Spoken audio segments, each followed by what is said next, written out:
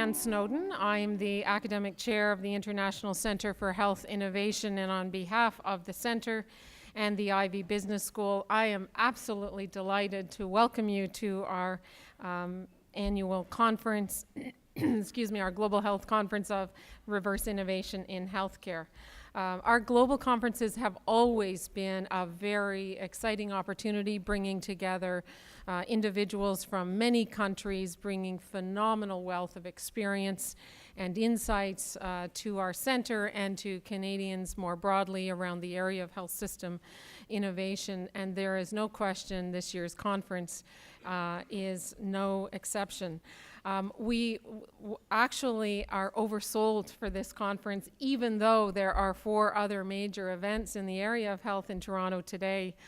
So we are just absolutely delighted to have you join us, and let me apologize up front that the pillars and the rooms and those kinds of things, we actually thought we would be just fine, but with this phenomenal uptake, I think it speaks to the importance and the tremendous enthusiasm around the opportunity to look at health system innovation in a somewhat unique way. And we've been talking about innovation in health systems for some time.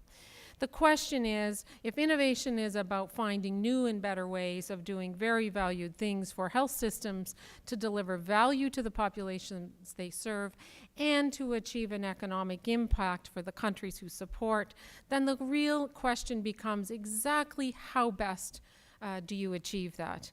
And one of the answers that we bring to today's conference that we look forward to exploring in tremendous detail is what we've called color outside the lines.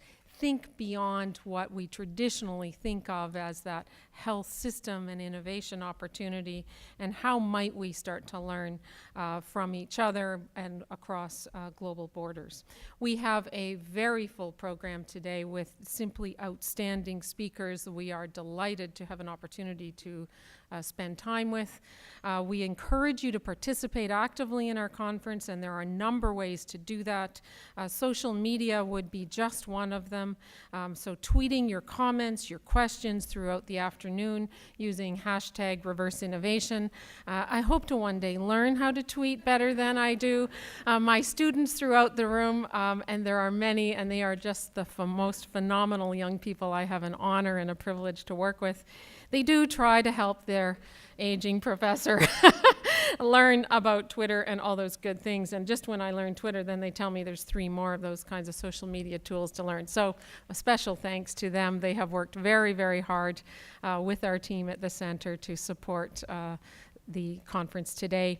We have microphones, a number of places in the room, so we'll have someone get right to you to ask those very important questions. We have a post-conference reception tonight. I hope you'll join us, and networking breaks throughout the conference, so we hope you'll use those as great opportunities to share ideas and thinking.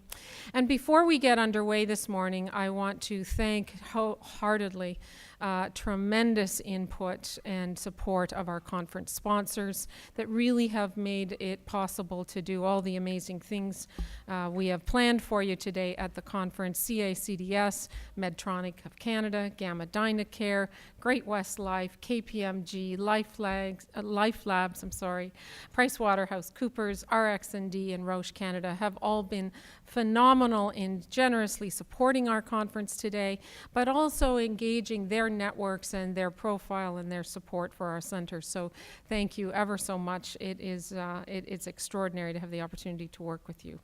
So over the sessions that we have planned, we'll have the privilege of hearing some very, very important ideas and perspectives from a very exceptional group of individuals, many who've actually traveled here to Canada on the eve of even the American Thanksgiving. And I know that's a phenomenally important celebration of family and fellowship in your country. So we are particularly grateful that you've shared your time with us this week, and a very, very busy week. For each of the speakers, in lieu of gifts, we have actually we will make a generous donation to an organization very near and dear to our hearts called Ability Online, a social network site designed particularly for children and youth with disabilities. And I hope you'll read more about that organization in our program. If you have any questions, any help you need, any support throughout the course of the day, I hope you will, by all means, let one of our staff or volunteers know. And I'll just ask the staff, students, and center people to put up their hands so that you can visually find them. If there's anything we can do, we are certainly thrilled and delighted to have a chance to help you and make sure this is a very rewarding day for you. So, and now it is a great pleasure for me to introduce a very new Dean for the Ivey Business School, Dr. Robert Kennedy. Dr. Kennedy has been very generous with his time. He has been moving through all kinds of different meetings and late evenings and early mornings, and we are so pleased to have him.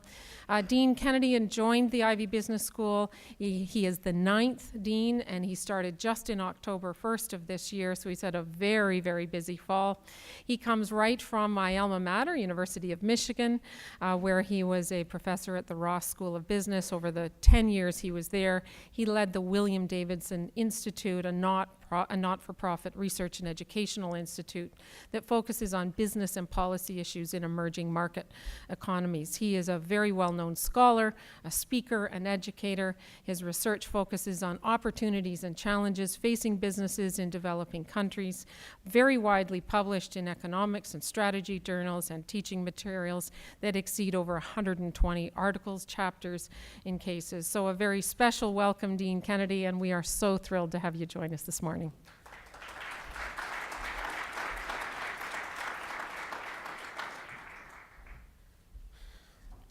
Welcome. So I'm an economist. I will keep this short because I suspect you want to hear more from the healthcare-oriented people today. But first, I'd just like to welcome you all to the 2013 Ivey Global Health Conference. And I particularly want to thank Dr. Ann Snowdon and her team at the Ivey International Center for Health Innovation for all the good work they've done, both work out in the field, surfacing new ideas like this, and also organizing an event like this. I also want to recognize the Honorable Minister Kelly Leach. She's the Minister of Labor and for the Status of Women. She's actually much better known in the Ivey community as the founding director of the Center for International Health Innovation. So, Minister Leach, thank you. And also, I'd like to recognize Gary Goodyear. He's the Minister of State for Federal Economic Development Agency for Southern Ontario. In the Ivey classroom, one of the things we're always trying to do, both on the research side of our lives and on the teaching side of our lives, is to push the edge of knowledge, to ask uncomfortable questions and go where you don't know where the answers really are. That's how we push the boundaries of what we know, and that's how we really end up innovating. And asking difficult questions is where we are able to change the world, to expand our realm of knowledge. In healthcare, there's a very complex set of issues. Healthcare in the developed world, like Canada or the United States, where I'm from, is fairly well organized, but tends to be fairly bureaucratically organized.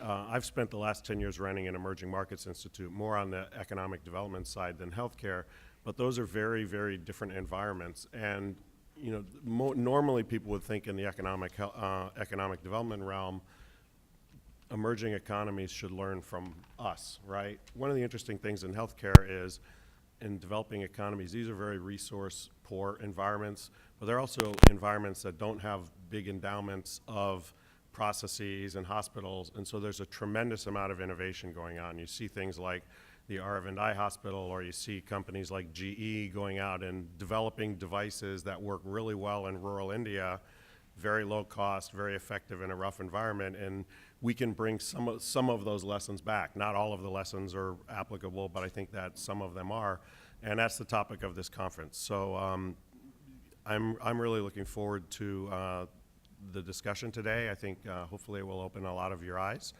to new possibilities coming from abroad, and as we push innovation forward, that's going to benefit both the providers, because they'll be able to do their jobs better, and certainly the patients, because they'll get higher quality and lower cost healthcare. So thanks and welcome.